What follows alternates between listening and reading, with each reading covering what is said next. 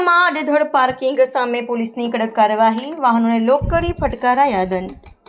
ભાવનગર જિલ્લાના તળાજા શહેરમાં છેલ્લા ઘણા સમયથી બજાર વિસ્તારમાં તેમજ મુખ્ય માર્ગો પર વાહનોના આડેધડ પાર્કિંગને કારણે ટ્રાફિક સમસ્યા સર્જાઈ રહી છે, જેને લઈને આજે તળાજા પોલીસ દ્વારા ખાસ ડ્રાઈવ હાથ ધરી કડક કાર્યવાહી કરવામાં આવી હતી। પોલીસ ટીમ દ્વારા શહેરના બસ સ્ટેન્ડ વિસ્તાર, મુખ્ય બજાર, ગાંધી ચોક સહિતના વિસ્તારોમાં ખોટી રીતે પાર્ક કરેલા વાહનો સામે કાર્યવાહી હાથ ધરાઈ હતી।